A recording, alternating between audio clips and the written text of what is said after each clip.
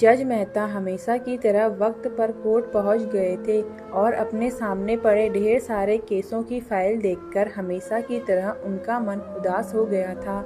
जब से वे जज बने थे उन्होंने हजारों केसेस की सुनवाई की थी और इन सब में मारामारी, धन दौलत, जमीन के लिए लड़ाई, स्त्रियों के लिए लड़ाई, चोरी चकारी, लूटपाट, इन सब के अलावा और कुछ खास नहीं होता था। अपने रूटीन के हिसाब से उन्होंने अपने सामने पड़ी फाइलों को चेक करना शुरू किया। दूसरी फाइल उन्होंने उठाई ही थी और उस पर उनकी नजरें टिक गई। उन्हें यह केस बाकी सबसे अलग और खास लगा। उन्होंने इस फाइल को पूरा पढ़ डाला। यह केस एक छोटे भाई ने अपने बड़े भाई पर किया था और केस करने का कारण था मां की कस्टडी पाना। मेहता जी ने सबसे पहले इसी केस की कार्रवाई करने का फैसला किया। कोर्ट में सब हाजिर हो गए।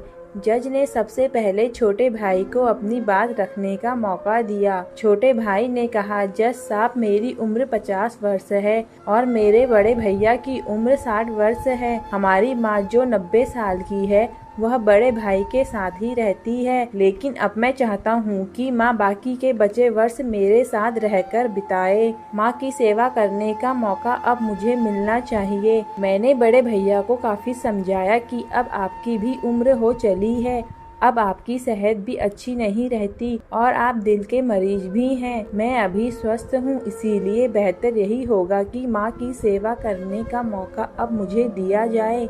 वैसे भी माँ पिछले 40 सालों से उनके साथ ही तो रह रही है। क्या मेरा हक नहीं बनता कि माँ मेरे साथ भी रहे?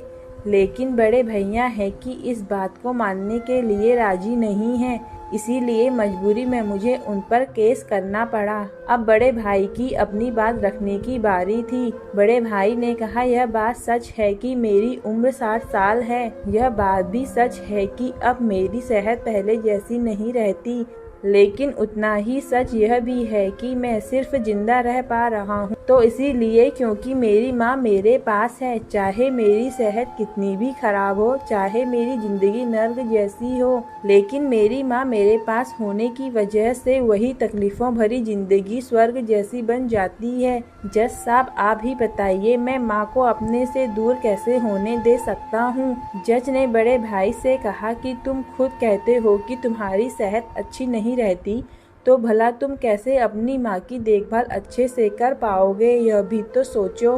बड़े भाई ने कहा, मैं अपनी माँ की बड़े अच्छे से देखभाल करता हूँ। आप माँ से भी पूछ सकते हैं और अगर वो खुद कहें कि उन्हें मेरे साथ नहीं रहना तो आप बेशक उन्हें मेरे भाई के साथ भेज दीजिए। जज को यह बात ठीक लगी और उन्होंने माँ को अदालत में बुलाने का फैसला किया। 90 साल की बूढ़ी माँ बड़ी ही कमजोर थी। वो जैसे तैसे व्हील चेयर से अदालत में आई। जज साहब ने उनसे उनका फैसला पूछा तो माँ ने कहा, मेरे लिए दोनों ही बच्चे समान हैं। किसी एक का पक्ष लेकर दूसरे को नाराज नहीं कर सकती। आप तो जज हैं, आप तो ऐसे फैसले हमेशा लेते हैं। आप जो भी फैसला लेंगे वह मेरे लिए आखिरी फैसला होगा और मैं चुपचाप उसे मान लूंगी। जज साहब बहुत परेशान हो गए। उन्होंने अपनी पूरी जिंदगी में ऐसा अनोखा केस कभी भी नहीं देखा था। हमेशा दो भाई अपने माता पिता को एक दूसरे पर थोपते, एक कहता तुम रखो, दूसरा कहता तुम ही रखो।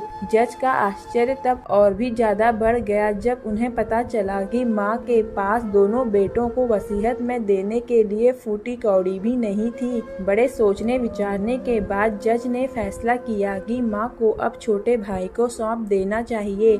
ये फैसला सुनते ही बड़ा भाई जमीन पर बैठ पड़ा और फूट फूट कर रो पड़ा। उसे रोता देख कोर्ट में हाजिर सभी के साथ जज की भी आंखों से आंसू बह निकले। दोस्तों, आपने भाई भाई की लड़ाई बहुत देखी होगी, लेकिन जैसे इन दोनों भाइयों ने अपनी माँ के लिए लड़ाई की वैसी अनोखी लड़ाई कभी नहीं देखी होगी। इस कहानी से और इन दोनों भाइयों से हमें सीखना चाहिए कि अपने माँ बाप का कर्ज कैसे उतारा जाता है और माँ बाप की सेवा कैसे निस्वार्थ भाव से की जाती है। दोस्तों, अगर आपको मेरी कहानी पसंद आए तो प्लीज़ लाइक एंड सब्सक्राइब करें।